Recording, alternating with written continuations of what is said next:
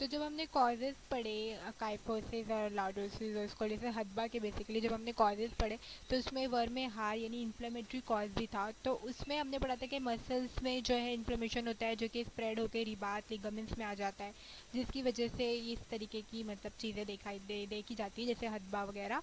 तो यहाँ पर हमको ये समझने की ज़रूरत है कि क्यों ऐसा होता है। तो इन जो लिगामेंट्स है, जो रिबात है, वो बहुत ही इंपॉर्टेंट है।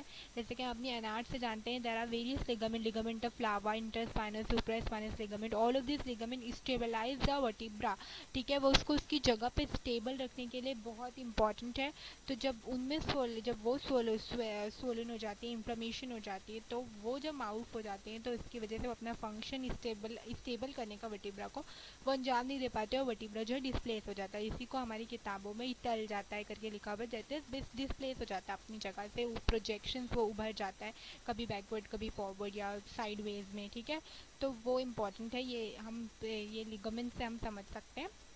जो दूसरी पिक है वो एक्चुअली लीजन है वर्टिब्रा का, वो मैंने बताया है, वो पॉट्स डिजीज़ की मैनिफेस्टेशन है। Pott's disease basically tuberculous spondylitis है, that is inflammation of the vertebra. Spondylitis means tuberculous यानी ट्यूबरकुलस इन्फेक्शन की वजह से। तो जब वो एक्स्ट्रा पल्मोनरी ट्यूबरकुलोसिस स्प्रेड होता है प्राइमरी लंग इन्फेक्शन से, तो वेरियस ऑर्गन्स का अफेक्ट करता है। जब ये स्पाइनल वर्टिब्रल बॉडी वर्टिब्रा को इन्फेक्ट करता है, तब ये स्पॉट डिजीज जो है मैनिफेस्ट होती है। तो वो हमने बताया है कि जिस तरह के लंग में लीजन्स होते हैं जब पल्मोनरी ट्यूबरकुलोसिस होती है, उसी तरह जब भी जिस भी साइड को इन्फेक्ट करेगा तो वो इन्फेक्शन है तो वहाँ लीजन्स तो होंगे, इसलिए वहाँ पर जो है इस तरीके के लीजन होते हैं। इसलिए इसे जो दूसरा नाम है रियाहुल अफरसा के बाद जो दूसरा नाम है रेहू शोका, जो कि एक करह मुजमिन करह का नाम है, क्रोनिक अल्सर, इसलिए ये करह नाम दिया गया बिकॉज इसमें लीजन्स होते हैं। ठीक है, तो ये यहाँ पर हमने ये जो हमने जो फर्स्ट पिक है वो रिब हम्प, ये असल में कास जो हमने पढ़ा जब सीने की हड्डियाँ भी इन्वॉल्व हो जाती है मोहरों के साथ, वो वाला यहाँ पर हमने दिखाया है कि ये रिब हम्प या कास है। ठीक है, और जो दूसरी पिक है वो आप समझ सकते हैं कि यहाँ पर बैकवर्ड प्रोजेक्शन है, तो ये काइफोसिस है which is the most common type of इस फाइनल। जो हमने यहाँ पर हदबा की जो सबसे ज़्यादा कॉमन है काइफोसिस, वो यहाँ पर हम देख सकते हैं। ठीक है, तो अभी हम देखेंगे क्लिनिकल फीचर्स अलामात, वो डिपेंड करता है कि इसका कॉज क्या है। ठीक है, अगर वो वर्म हार की वजह से अदबा हो रहा है तो उसकी अलामत अलग होगी, या रियाउल अफरसा की वजह से तो उसकी अलग होगी। तो फर्स्ट जो अलामत है वर्म हार, जब वर्म हार की वजह से होगा तो पहले जो है पुश में दर्द होता है। ठीक है, जब डिजीज़ बिफोर के वो अपने आप को पूरी तरह मैनिफेस्ट करे, बैक एक होता है, पुश में दर्द होता है।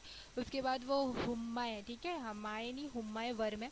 तो वो जिस तरह किसी भी इन्फ्लेमेशन में जो बुखार होता है, हम जानते हैं कि इन्फ्लेमेशन के एज अ रिस्पॉन्स बॉडी में बुखार जो है नेचुरली होता है।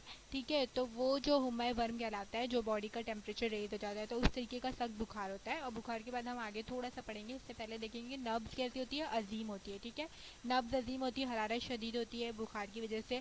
अब बुखार कैसा होता है, हर वक्त और हमेशा रहता है। ठीक है, इसके लिए एक टर्म दिया हुआ है हुम्मा मुतिब्का, और वो एक्चुअली लाजमा है। ठीक है, we need to correct it. यहाँ पर बहुत सी मिस्टेक्स है, इसमें आपको जवाब समझना है, शरदबा में ये लाजमा है। तो हुम्मा की जो है बहुत सी अकसाम है, जब हम उम्मियात पढ़ेंगे तो उसको डिटेल में पढ़ेंगे, बट उसकी बहुत सी अकसाम है।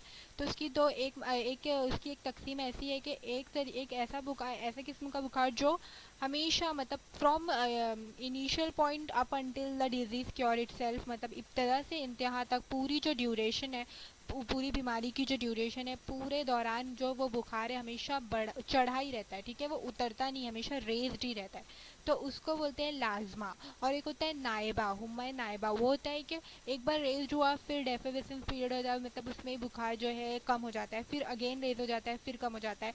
जैसे कि हम डेंगू के एक एग्जाम्पल लेते हैं, उसमें बाईफेजिक कर्व होता है फीवर का, यानी वो एक बार एलिवेट होता है फिर कम हो जाता है। ठीक है, इस तरीके से दो एक कर्व बाई फेस कर्व बनती है, फिर एलिवेट होता है तो इसी तरीके से बहुत ऐसे कई बुखार होते हैं, उसको बोलते हैं बारी आना। ठीक है, एपिसोड्स, रेज्ड हो जाता है फिर अचानक कम हो जाता है, फिर अगले दिन रेज्ड हो जाता है, तो वो नायबा कहलाता है। पर हुम्मा लाजमा क्या है, जो पूरा इब्तदा से इंतहा तक बीमारी के कोर्स में हमेशा एलिवेटेड ही रहता है, तो वो लाजमा है। फिर लाजमा की भी दो किस्में हैं, मुतिब्का और एक और किस्म है उसकी, मुतिब्का और मुफत्तिरा, उसकी जो दूसरी किस्म है। तो मुतिप्का में ये होता है जो कि यहाँ पर है वो हमेशा जो एलिवेटेड तो रहता है प्लस कांस्टेंट रहता है, मतलब वो जो बढ़ा हुआ टेम्परेचर है 41 डिग्री सेल्सियस ले लीजिए, तो वो पूरे दौरान 41 ही रहेगा, ठीक है।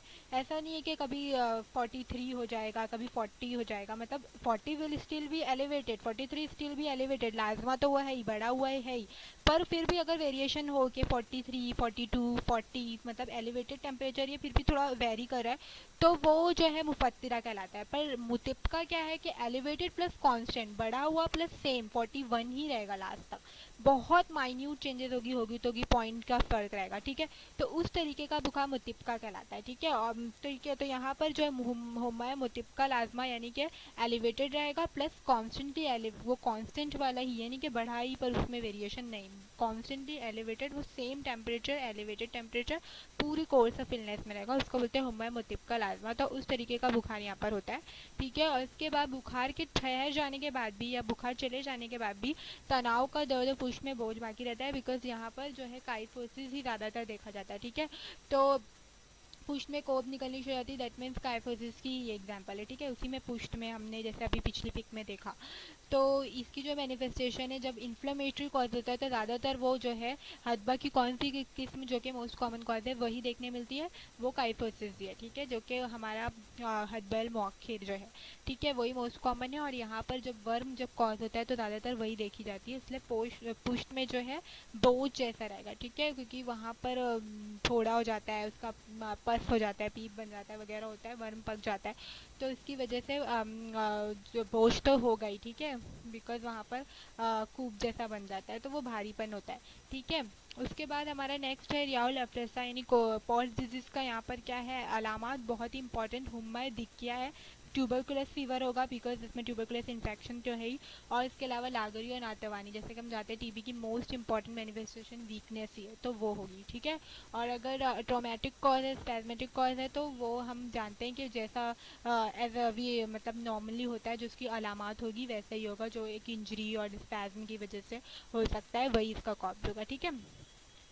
तो ये अलामात याद रखने वाली है, इसमें हुम्मा मुद्बिका लाजमा हुम्मा दिक्किया हमको पता